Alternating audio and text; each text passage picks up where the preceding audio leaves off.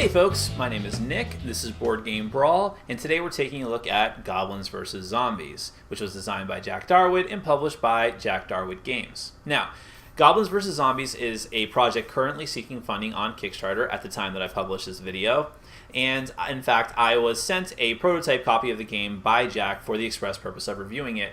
However, I have not received any kind of compensation for this review, and I'm going to give you my full unbiased opinion about what I like and what I don't like.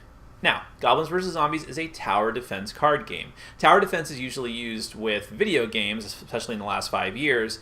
There's a lot of tower defense video games, and especially this game is an homage to the game Plants vs. Zombies, which is probably the most popular of the tower defense video games. And the premise is basically the same, except it's goblins instead of plants. You're going to have your stronghold at the bottom, and you can build ranks of goblins in front of your stronghold and try to protect it from oncoming waves of zombies that are coming down in rows. And you start off with weak goblins, but eventually you can get stronger goblins that can defeat the zombies more efficiently. And depending on the mode of play, and there are 5 modes in this game, you're going to have a different objective, whether it's to just survive, to kill a boss zombie, or to defeat your opponent in competitive modes, and so on and so forth. So, I like tower defense video games. I especially like Plants vs. Zombies, so this seems right up my alley. But do they manage to capture the magic from a tower defense video game and put it into a card game form? Is it fun, most importantly of all? Well, let's take a look, and then I'll tell you what I think.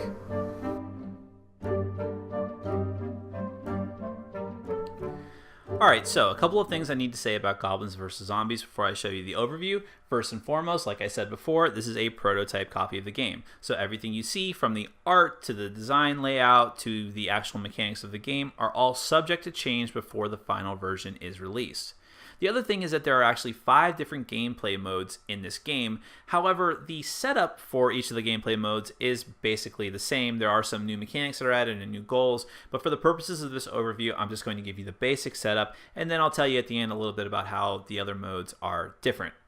So here's the setup of the game. You're going to have a zombie deck, you're going to have a goblin deck, and each player is going to have 2 different cards on their side, which is going to delineate the different zones. So it's important to note that you have actually 4 zones on your side of the field.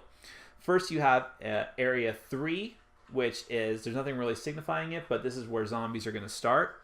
Then there's Area 2, Area 1, and then Area 0, which you can't really see, is where you're going to put your ranks of goblins. So the Area 2 and Area 1 cards actually have some stuff on them, and the Area 2 cards are actually going to just be a little cheat sheet for you with your turn order and everything that you do in your turn, from the goblin arrival, goblin action, down to the sun phase, which is basically the cleanup phase.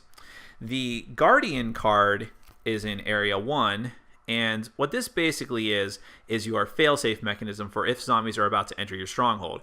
If zombies are able to enter your stronghold, in other words, they get past your Area 0, you're going to automatically lose. The Guardian gives you a one-time get-out-of-jail-free card, basically wipes out the zombies in that row, wipes out a few other zombies in your field, but then the card is flipped over and you cannot use it again for the rest of the game. So you should not let it get to that point if you can avoid it. But that's basically the layout of the cards on the table. So at the beginning of the game, the goblins are going to decide who gets to go first. If there's multiple players, this game is for 1 to 3 players, and you're going to draw 4 cards. Now, every goblin card has one thing in common, and that's that they all have a flag bearer on the back of them. That is the standard goblin, and you can always play a card as a flag bearer. This 0 means that it's 0 to cost, and you can just put it right down. Now, all goblins have 1 hit point. The flag bearers are no different. So what's special about them? Well, at the end of your turn, you're just going to get to draw 1 card from the goblin deck. But for every flag bearer you have, you get to draw an additional card. So that can be very handy, even though they don't have special abilities. But eventually you want to save up and play better types of goblins. So I'll just show you a few that I have here.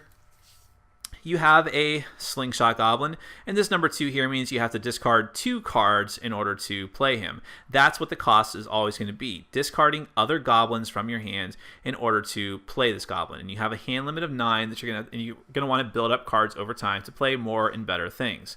And he can deal damage to the nearest ground zombie, which is what that G means in this field. There's a lot of iconography in this game. The shot idol doesn't do any damage on his own, but he can buff other types of shot creatures like the slingshot and the ice shot. The shield doesn't do any damage on its own, but you can play this on another goblin and it will protect him from the next damage he would take. And I should note as well that you can only have 3 goblins in play at any given time, but the shield does not count for that. The Goblin Wind Mage is going to, if you are willing to destroy this mage after you put her into play, it will actually destroy all flying zombies with the F symbol in play. The Rocket is really cool. It takes 6 cards to cast, but it's going to deal, you can destroy it and basically choose a zombie on each area of every field and deal 8 damage to them, which is pretty awesome and will kill most things. Now you have even better goblins called the Black Goblins, who usually have really awesome powers. However, they always come into play sleeping. And in order to wake them up, you're going to have this pepper card in your hand and discard it, and it will wake up every black goblin you have on your field.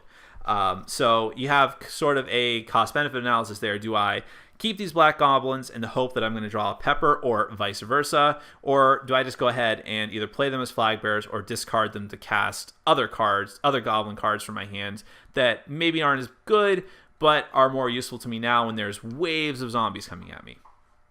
So after you decide what goblins you're going to play, and let's just go ahead and say that I have a flag bearer out, and I have just your typical, slingshot and a shot idol out. So let's say that those are the 3 goblins that I have out right now at this moment.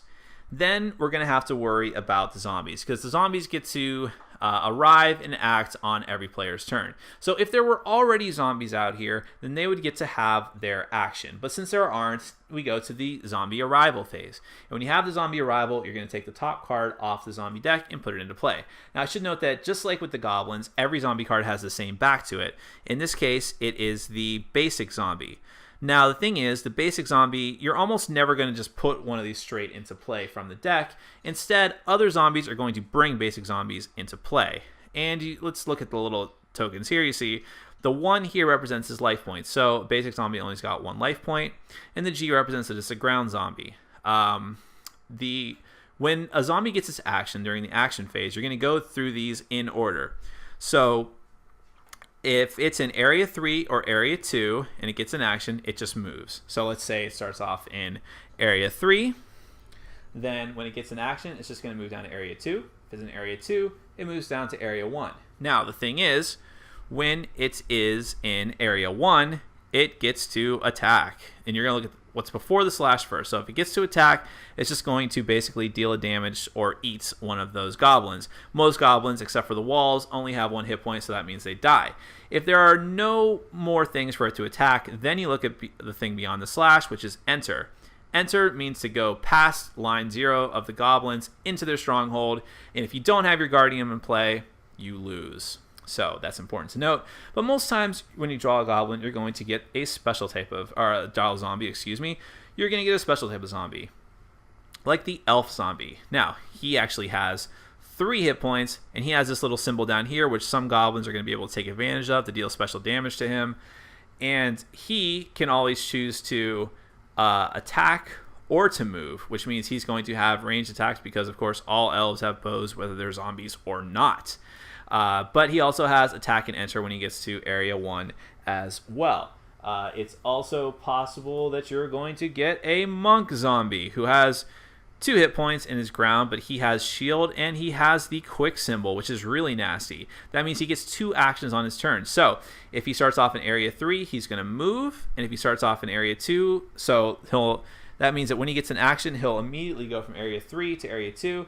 Then he'll move again because he's in area 2. And on his next turn, he can either, you would have to, what this means here is attack wall, is that he would only attack a wall if you have a wall in play. If you don't have a wall in play, he just goes straight to enter, which means he basically jumps over, since he's a monk, your other normal zombies and gets right into play. So that's just an example of some of the nasty type of zombies that could come into play. Just to give you some more examples, you've got the flying zombie who can basically just fly, and only certain types of goblins are going to be able to take care of him. You've got the Warlock, who has this backup ability, which is really nasty. If you back up a zombie, you're basically going to take a zombie from the discard pile. That's when you would make it into a basic zombie and put it on your field. And he's going to get to keep dropping those as he moves. There's also event cards in the deck. Like if you draw this, you're not going to put a zombie out automatically. Instead, you're going to do what the card says, which in this case is back up 2. So you're going to put 2 basic zombies into play. And then you're going to give 1 zombie on your field another action. They are everywhere. It's going to back up 1 zombie on each field. And the Hope card is the only good card for the players. Everyone gets to draw a card, and either player discard it right away. So that's the only good card for the players in there. But that's basically how the game is going to go. Zombies are going to come out. Zombies are going to move down. You're going to do your best to play goblins that are going to hurt them in any way possible. Put little damage tokens on them if necessary. Slow them down if they're quick, if you can. And kill them until you meet whatever your objective is. And that's where the different modes of gameplay come in. Because you may have scenarios where you just have to survive as long as possible. If it's competitive mode, you're trying to kill your opponent by killing zombies and sending them over to your opponent's side of the field. Or you can go head-to-head zombies versus goblins. If you're the zombie player, you're trying to get past your goblins, the goblins' last line of defense. If you're the goblins, you're trying to kill the zombie king. And there's also a full-on cooperative mode where you're doing the best to kill the zombie paladin together, working cooperatively, and just survive until you can destroy that zombie paladin. So that's basically Goblins versus Zombies in a nutshell. So I mentioned at the beginning of this video that Goblins vs. Zombies was obviously a loving homage to Plants vs. Zombies, the video game. And if you couldn't tell from my overview, well, take my word for it, because as I played it, I definitely had that feeling. I had that feeling of putting down troops and having very weak troops and weak zombies coming at me, and everything's kind of okay, but I want stronger goblins, and eventually I can get stronger goblins, but hey, stronger zombies are coming down, and I need to efficiently manage my troops to take out zombies as quickly as possible before they overwhelm me, and when they do start to pile up, the pressure is on. I had all of that feeling from the game. And it's not, it may sound like it's a bad thing for a game to so closely imitate a different game, in this case Goblins vs. Zombies imitating Plants vs. Zombies, but in this case it's not. There's a reason that Plants vs. Zombies was so popular, and that's because it was a very quirky, very charming game with, underneath that layer of attractiveness, some solid mechanics. And I think Goblins vs. Zombies is the same way. I'm not a huge fan of the artwork in this game, which is the major way that the theme is brought across, although other friends of mine that I played this with did appreciate the artwork quite a bit, and I know that others do as well. It's just not necessarily my thing. But nevertheless, I've never thought that just the artwork of a game is what is you have to rely upon to bring out the theme. In this case, I think the mechanics do a great job of that. Like I said, it really felt like I was playing a tower defense game, a video game where it can just be overwhelming at times. Now, my favorite way to play this game is the cooperative mode, and it was really fun. I love being challenged in my co-op, so it was really fun when we're doing poorly. Me and my friend are doing poorly at the beginning, and there's just tons of zombies filling up, and we're like, how are we possibly going to take all of these out? But you hang on, you hold out, and maybe you have to set off your Guardian, the equivalent of the lawnmower from Plants vs. Zombies, but then maybe you can come back, and we did come back, and we won. And I loved all the different types of goblins that you could eventually summon, and sometimes it takes a while. This game is all about hand management and resource management. So you have to start off with those flag bearers, and the flag bearers, they're really not that great, and you think, oh man, I'm stuck putting out a flag bearer, but you get to draw cards. And extra cards. And I really found that on the turns where I had nothing but, troops that really probably weren't all that great, I'm talking about like actual soldiers who dealt damage but no flag bearers, I was really regretting not having at least 1 or 2 flag bearers out because I was only drawing 1 card per turn. But that's an interesting balance you have to strike. This game has choice, and I always say that the way that you tell a great game is if you have a diverse set of choices to choose from. So another choice is having the black goblins in your hand. Do you hold on to those black goblins and hope that you draw a pepper and to wake them up because they're really powerful? But what if you don't? Is it better just to dump those goblins in order to summon some maybe weaker goblins, but you can get them out right now? You don't have to wait when you've got tons of goblins coming down, or tons of zombies coming down, excuse me. So I really like that. I think that was very interesting. And having the various modes of play is a very big selling point for this game. Being able to play solo, being able to play 2 types of competitive modes. The co-op one is still my favorite, but the competitive mode was fun as well. Definitely, especially when you can kill a zombie and put it on your opponent's side of the field. That felt really cool, and it's something that you can't really do in Plants vs. Zombies. And also being able to play as the zombies against the goblins. Very, very cool. I like that a lot. It's not to say that this game is perfect. It has some faults. Some of those faults are definitely from being in the early stages of production. So obviously I had a prototype copy. The rulebook had a lot of confusing. It was very confusing the way it was laid out, and that could just be the way it was printed, but also the way that some things were worded didn't make it clear, especially with the iconography on the cards, like what one thing means. It was kind of left to our own devices to figure out that, oh, the icons really just are just like types of defense, like only these type of goblins can defeat these types of zombies, that type of thing. But none of that is really laid out that clearly in the rule book, and hopefully that will be ironed out by the time if the game funds and makes full production. The same thing with the layout of the cards. Like I already said, I didn't really like the art that much, but aside from the art, just the way that things are worded and the way that they're laid out, with items in brackets and with slashes, I think that could all be cleaned up and made a little bit clearer. There are some parts of the game that are not necessarily just from being early in production that I think definitely needs to be worked on a bit. I think that while there is a variety in the game modes and some of the different classes, I think that after playing it a few times, it started to get a little bit repetitive, just slightly. I can see that it definitely needs more types of goblins, more types of zombies. For this type of game, you just need that type of stuff, and even though it already has a lot, you just need a ton of variety to keep things fresh. I also felt like maybe the challenge was a bit uneven. Like once we had one cooperative game under our belt, which was pretty difficult, once we knew what to do, it seemed to get much easier. And that might just be a personal thing with me. I am a big fan of very difficult cooperative games like Robinson Crusoe. So to me, I just wanted a stiffer challenge, which might come from having more bosses, tougher regular zombies, things like that with more special abilities. I was also, going back to the Black Goblins things, I really felt like either there should be less Black Goblins or more Peppers, because I never ever, for my side, I was never really even going to bother bringing them into play. They were almost just dead weight in my hand. Because I either only had Black Goblins and no Pepper, or I had Pepper and no Black Goblins, or I just it'd be better suited just to use my resources elsewhere. So I think a lot of these things can just be hammered out over time with more playtesting and with having a finished production copy of the game.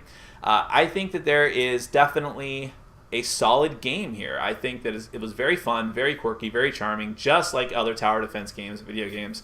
And I think that if you like card games, if you like your games light, if you are definitely a fan of the type of video games that this was inspired by, I think this game is going to be right up your alley. And if you want to check it out on Kickstarter, I'm going to have a link right underneath this video. Check it out. I liked it. I was very surprised. I think that it's a quirky game that is going to hit the right spot for a lot of people. So that's Goblins vs. Zombies. My name is Nick. This has been Board Game Brawl, reminding you to get out there and game every day and in every way. Take care.